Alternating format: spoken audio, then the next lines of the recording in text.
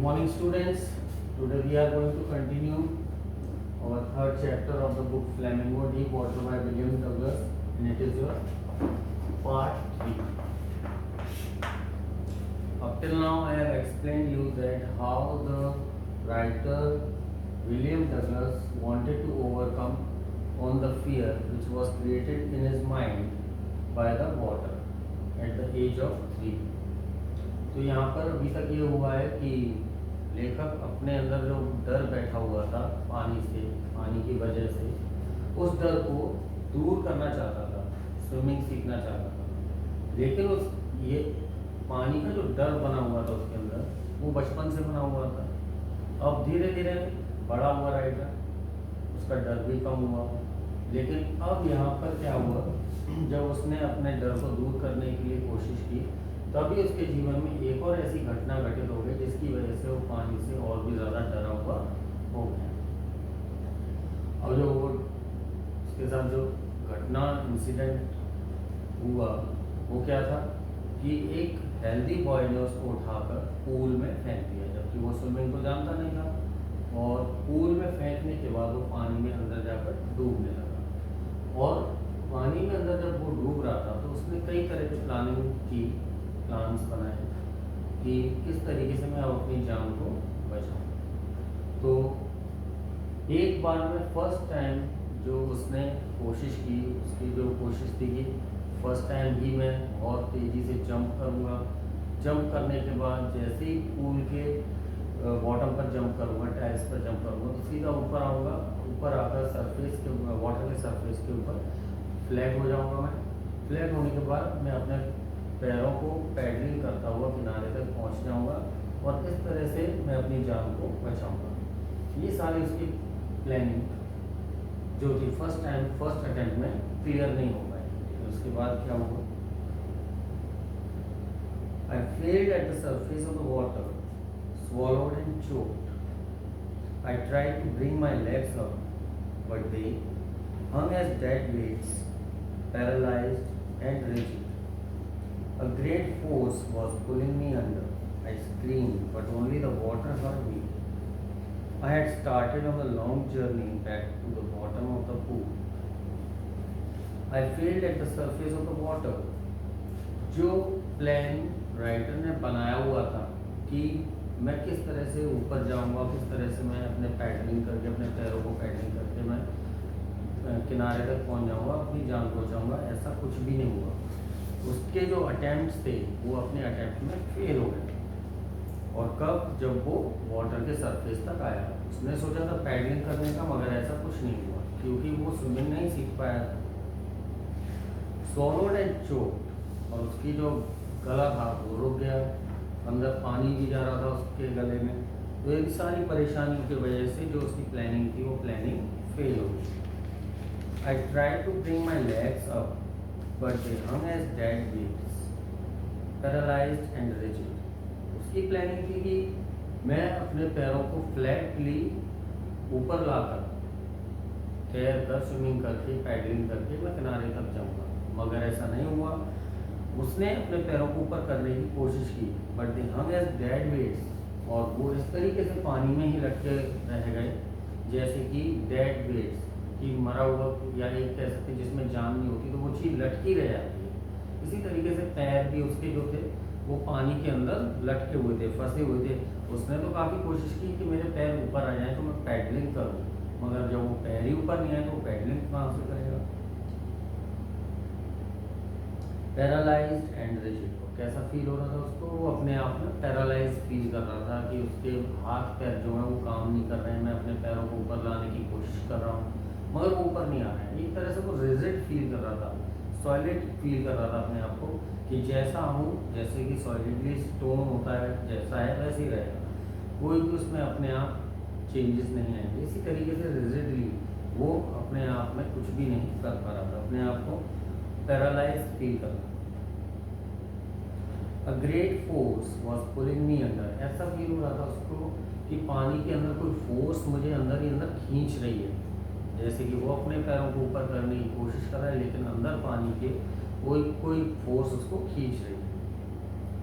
I scream but only the water heard me, उसने चिल्लाया कि शायद कोई मुझे बचाए, लेकिन उसकी आवाज़ सुनने वाला वहाँ पर कोई नहीं था, सिर्फ और सिर्फ वाटर था और पानी ने ही उसकी आवाज़ सुनी। I had started on the long journey back to the bottom of the pool. I had started on the long journey back. अब फिर से उसने अपनी जो जर्नी पहले जिस तरीके से यात्रा पानी के अंदर की थी कि ऊपर से नीचे बॉटम तक गया था, वही उसकी जो जर्नी यात्रा थी पानी के अंदर फिर से शुरू हो गई और वो पूल के बॉटम तक पहुंच गई। I struck at the water as I went down.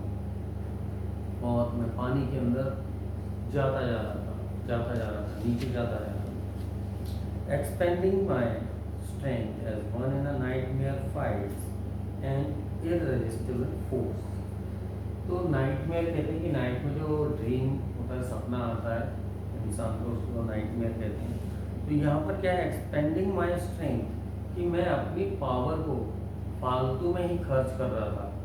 Expanding my strength as one, और किस तरीके से फालतू में उसकी खर्च हो रही थी और एक तरीके से वो ऐसे स्ट्रेंथ लगा रहा था, ऐसे अपनी पावर लगा रहा था, जिस तरह से आपने देखा होगा कि कभी कभी इंसान को ऐसा सपना आता है कि वो बहुत ज़्यादा उस सपने को देख के डरता है। ऐसा लगता है उस सपने में कि जैसे कोई उसको मार रहा है, वो भाग रहा है, अपने आप को बचा रहा है। और ये कब होता है, जब हमारे चेस्ट के ऊपर हमारे दोनों हाथ बंधे रह जाते हैं या हमारे हार्ट के ऊपर हाथ रखा रह जाता है और हम सोते रहते हैं, तब हमें, क्योंकि वो हार्ट बीट रुकने लगती है उस वजन की वजह से, वेट की वजह से, तो वहाँ पर क्या होता है कि हमें बड़ा बुरी तरीके से वो डर फील होता है और हमें सपने के रूप में वो डर आता है और वो ऐसा लगता है कि कोई हमें मार रहा है। कभी कभी तो ऐसा होता है कि हाथ वहीं रखा है और आंखें भी खुल गई हैं, लेकिन ऐसा लग रहा है कि सामने कोई हमें मार रहा है और ज़्यादा भयंकर डर होता है। उस समय हम अपनी पूरी पावर लगाते हैं। पावर लगाने के बाद हम अपने आप को उस डर से दूर करने की कोशिश करते हैं। ठीक उसी तरीके से यहाँ पर राइटर क्या कहते हैं कि मैं भी अपनी जो स्ट्रेंथ यूज़ कर रहा था, अपनी पावर यूज़ कर रहा था, ठीक उसी तरीके से कर रहा था जिस तरह से सपने में हमें जब डरावने सपने आते हैं, हम अपनी पावर लगाते हैं, अपने आप को सपने में बचाने की कोशिश करते हैं, ऐसे ही मैं अपनी पावर लगाता। और ये क्यों, इररेसिस्टिबल फोर्स। इररेसिस्टिबल फोर्स क्या है कि एक ऐसी कोई फोर्स सपने में सामने नज़र आती है जो रोकने पर भी नहीं रुकती है और हम बिल्कुल अपने आप में वीक फील करते हैं उस फोर्स के सामने। इतनी फोर्स लगाने की कोशिश करते हैं हम ताकत कि हम अपने आप को बचा लें, मगर फिर भी ना बचने के चांसेस ज़्यादा नजर आते हैं। वही हमारे अंदर डर बढ़ता रहता है। उसी डर की वजह से हम अंदर ही अंदर परेशान हो जाते हैं। तो ऐसा ही इसको भी फील हो रहा है।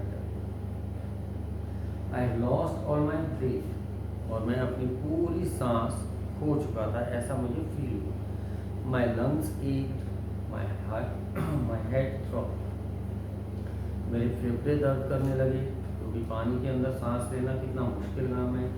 मेरे सिर में जैसे हार्ट बीट करता है, ऐसे मेरा सिर धड़क रहा था बुरी तरह से।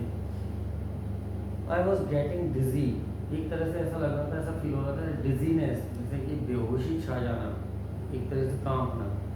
But I remember the strategy, लेकिन मुझे अपनी स्ट्रेटजी याद थी कि मैंने क्या प्लान बनाया है और किस तरह से मैं अपनी जान को बचा सकता हूँ, किस तरह से यहाँ पर स्विमिंग करके, मैं पैडलिंग करके किनारे तक जाऊँगा और अपनी जान को बचा लूँगा।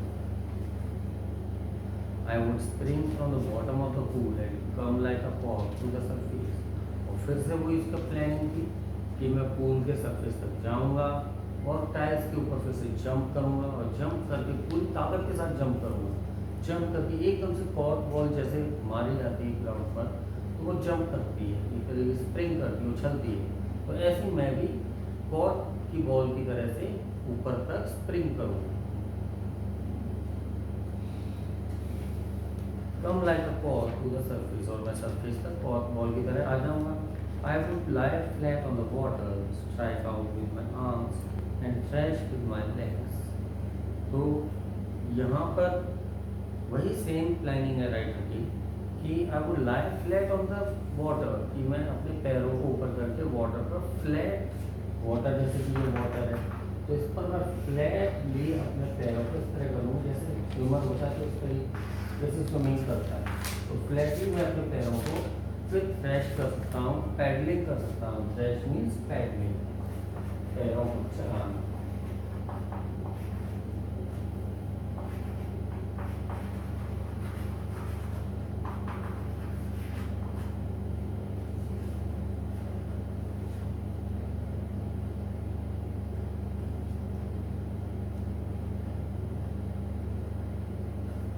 Then I would get to the edge of the pool and be safe. और इस तरीके से मैं पूल की एज तक, किनारे तक पहुंच जाऊंगा और अपने आप को सुरक्षित कर लूँगा। I went down endlessly. I opened my eyes. और मैं नीचे ऐसे जा रहा था कि जिसका वही 9 फीट वाली बात, 9 फीट ऐसा लग रहा था जैसे 90 फीट। एंडलेसली मैं जाता जा रहा हूँ जिसका कोई अंत ना हो। इस तरीके से मैं जा रहा हूँ नीचे। और मैंने फिर जाके अपनी आंखें खोली। Nothing but water with a yellow glow, dark water that one could not see. और वहाँ पर कुछ भी नहीं दिखाई दे रहा था जब मैंने अपनी आँख खोली, सिर्फ दिखाई दे रहा था येलोइश वाटर, पीले कलर का ग्लो नजर आ रहा था, yellow glow water. Dark water, वैसा वाटर, डार्क वाटर जिसमें से कुछ भी नहीं दिखाई दे सकता था। We can say that it was just like a opaque or translucent. And then sheer stark terror seized me, terror that knows no understanding. फिर तभी एक डेंजरस फियर ने मुझे जकड़ लिया, मुझे सीज कर लिया, पकड़ लिया। एक ऐसा डर, terror that knows no understanding. जब इंसान ऐसा होता है लाइफ में कि उसके सामने कोई डर आ जाए, उसके मन में कोई डर बैठ जाए, तो वो अपने आप में समझ नहीं सकता कि मैं क्या करूँ, व्हाट टू डू और हाउ टू डू। ये वाली स्थिति उसके सामने होती है। उसी तरीके से यहाँ पर एक ऐसा डर उसके सामने था कि that terror that knows no understanding. एक ऐसा डर उसके अंदर था कि जो डर की कोई समझदारी नहीं हो। कहने का मतलब क्या है कि यहाँ पर वाकई में ये बात होती है कि जो अंडरस्टैंडिंग है, जब हमारा माइंड फ्रेश होता है तभी हमारी अंडरस्टैंडिंग काम करती है। लेकिन जब माइंड में फियर है, प्रॉब्लम क्रिएट हो रही है, तब हम उस तरीके से उस फियर को दूर नहीं कर पाते और समझ नहीं पाते कि what to do and how to do. Fear that knows no control, ऐसा डर जिसकी वजह से कोई कंट्रोल ही ना हो, कोई कंट्रोल नहीं होता डर में, हम अपने आप को कंट्रोल नहीं कर पाते। Terror that no one can understand who has not experienced it, एक ऐसा टेरर जिसे कोई समझ ही नहीं सकता, who has not experienced it, और जिसका कोई एक्सपीरियंस ही नहीं कर सकता, ऐसा terror. I was shrieking under water, I was paralysed under water. अंदर ही अंदर मैं श्रीकिंग मीन्स मैं कांप रहा था, डर रहा था। I was trembling,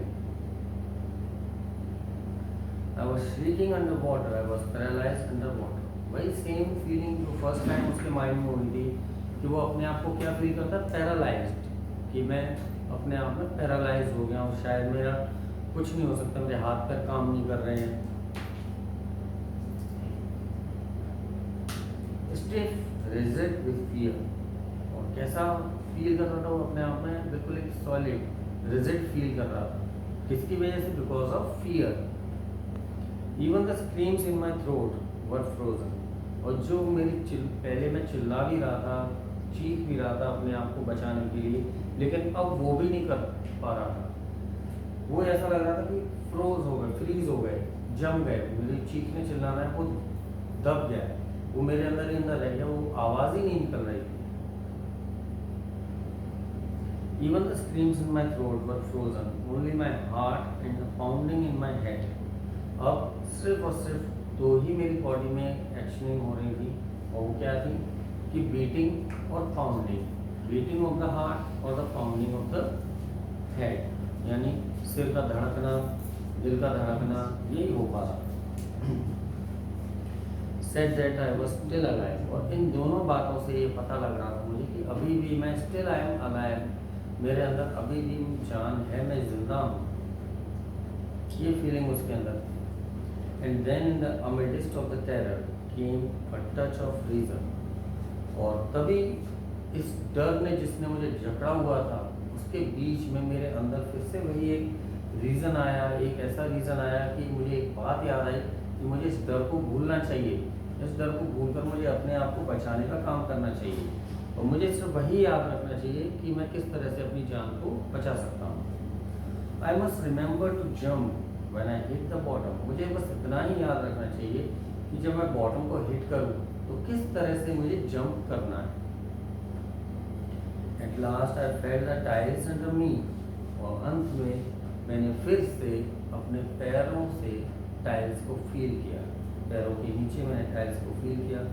my toes reached out as a to grab them. और जब मैंने टाइल्स को फील किया तो मेरी जो उंगलियां थी पैरों की, वो ऐसा लग रहा था कि अपने आप ही उस टाइल्स को वो टच करने की कोशिश कर रही, पकड़ने की कोशिश कर रही। Grab means to catch. I jumped with everything I had. Everything I had means that whatever the power was with him, जो भी पावर उसकी थी, उस पूरी पावर के साथ उसने वो एक्शन लिया, वो जंप किया कि मैं जंप करके फिर से वाटर के सरफेस तक जाऊंगा और फिर से मैं अपनी जान को इस तरीके से पैडलिंग करके, पैरों को ऊपर करके पैडलिंग करके बचा। But the jump made no difference. मगर जो जंप हुई थी, जो उसने अपनी पावर पूरी यूज़ करके जंप लगाई, उससे कोई अंतर नहीं पड़ा, कोई भी फर्क नहीं पड़ा। The water was still around me. I look for ropes, ladders, water wing, nothing but water.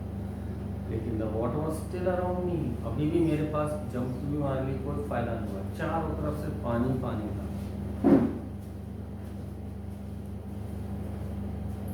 I look for ropes, ladders, water wings, nothing but water। और मैंने फिर से पहले की तरह जैसे कि रस्सी को पकड़ के मुझे ऊपर जाना है, ऐसे मैंने कोशिश की, मगर ऐसा कुछ नहीं था कि लैडर्स है, सीढ़ी हैं, जैसे मैं सीढ़ी से चढ़कर ऊपर जा रहा हूँ। कोई वाटर विंग्स नहीं थे, कोई लैडर नहीं था, कोई रोप नहीं थी। मैंने इन सबको देखने की कोशिश की, लेकिन वहाँ पर कुछ नहीं था। Nothing but water. सिर्फ था तो क्या था, सिर्फ पानी था। A mass of yellow water held me। वही येलो वाटर, उस येलो वाटर ने मुझे पूरी तरह से जकड़े हुए था, पकड़े हुए था। Stark terror took an even deeper hold on me। और जो एक डेंजरस फियर था, टेरर था, वो मुझे जकड़े हुए था और ज़्यादा बुरी तरीके से जकड़ लिया। Like a great charge of electricity. जिस तरीके से आपने देखा है, यहाँ पर कंपैरिजन दिया है, कंपेयर किया गया है कि जैसे वाटर वाटर इलेक्ट्रिसिटी पकड़ लेती है, बिजली में का करंट जो होता है वो किसी को पकड़ लेता है तो बुरी तरीके से जकड़ जाता है। इसी तरीके से उसको फील हो रहा था कि जैसे इलेक्ट्रिसिटी ने उसको ट्रैप किया हुआ है, फंसाया हुआ है। I should and tremble with fear. मैं हिला और कांपने लगा। क्यों? बिकॉज ऑफ द फियर, डर की वजह से, फ्राइट की वजह से। My arms wouldn't move, my legs wouldn't move. ना तो मेरे आर्म्स मूव कर रहे थे, ना ही मेरे लेग्स मूव कर रहे थे, कुछ भी नहीं हो रहा था मेरे हाथ पैरों से। मैं तो सिर्फ पैरालाइज फील कर रहा था। I try to call for help, to call for mother, nothing happened. मैंने कोशिश की, चिल्लाने की कोशिश की हेल्प के लिए। मैं अपनी, जैसे कि जब कोई परेशानी होती है तो इंसान सबसे पहले अपनी माँ को याद करता है, अपने पिताजी को याद करता है। वैसे उसने अपने आप को बचाने के लिए चिल्लाने की कोशिश की, अपनी मदद करने के लिए किसी को बुलाने की कोशिश की, मगर कुछ भी नहीं हो सकता था क्योंकि he was trapped in the water. पूरी तरीके से फंसा हुआ था पानी। And then strangely there was a light. तो जब धीरे धीरे ऊपर आया तभी एक रोशनी हुई। I was coming out of the awful yellow water. उस भयानक, डेंजरस, ऑफुल वाटर से, येलो वाटर से मैं बाहर आने लगा। At least my eyes were, my nose was almost out too। और जैसे पहले मेरी आईज और नोज पानी के सरफेस से बाहर आ गई थी, ठीक उसी तरीके से फिर से बाहर आ गई। Then I started down a third time। I searched for air and got water। The yellowish light was going out।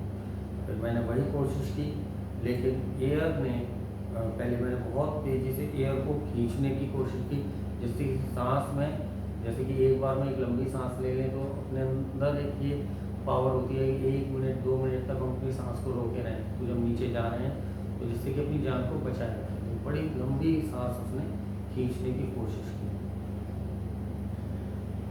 The yellowish light was going out, और जो येलोइश लाइट थी वो गायब हो गई थी, क्योंकि वो पानी की सरफेस के ऊपर आ गया था।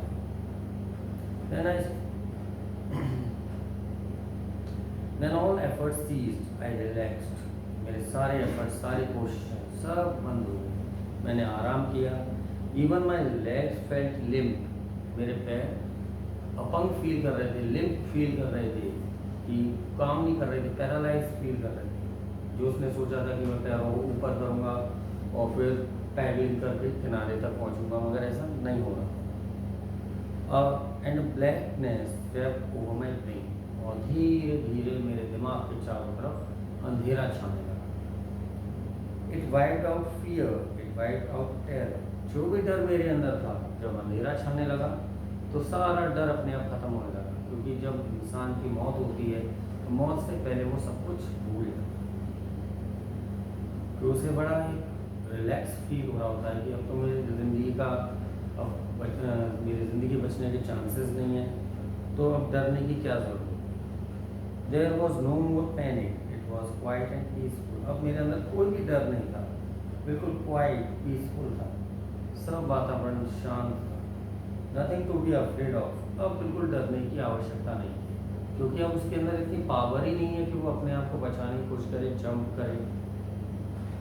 This is nice to be drowsy, to go to sleep, no need to jump. ये उसे बहुत अच्छा लगा कि बेहोश हो रहा था वो। बेहोशी में तो कुछ भी होश नहीं रहता है। नींद में कहते हैं कि इंसान आधा मरा हुआ मनाया जाता है, इसी तरीके से वो कि अब तो मैं सोने जा रहा हूँ, कोई जंप करने की आवश्यकता नहीं है। टू टायर्ड टू जंप, क्योंकि वो इतना थक चुका था कि जंप कर ही नहीं सकता था। It is nice to be carried gently, to float along in space, tender arms around me, tender like mothers. Now I must go to sleep. तो इतना मैं थका हुआ था कि मैं अब बिल्कुल भी जंप नहीं कर सकता था। अब इतना ही लग रहा था कि जेंटली प्यार से मैं जैसा हो रहा है मेरे साथ होने को, ऐसा लग रहा था जैसे स्पेस में मैं कहीं घूम रहा हूँ, फ्लोट कर रहा हूँ। ऐसा लग रहा था कि मेरे हाथ फैले हुए हैं पानी के अंदर, वो इस तरीके से जो टेंडर उसके आर्म्स थे वो फैले हुए। टेंडर आर्म्स लाइक मदर्स, जिस तरीके से माँ अपने बच्चों को टेंडर आर्म्स कोमल हाथों के द्वारा इस तरीके से फैलाती है, वैसे उसको लग रहा था। और फील हो रहा था कि I must go to sleep, अब मैं सोने जा रहा हूँ। There is no fear in my mind, he should not get fear. अब उसे बिल्कुल भी डरने की जरूरत नहीं है। he did not need to fear। तो स्टूडेंट्स, यहाँ तक अभी आपका पार्ट 3 कंप्लीट हो गया। Tomorrow I am going to discuss with you and I will explain you the next part of this chapter, deep water, 4th part. Thank you and good.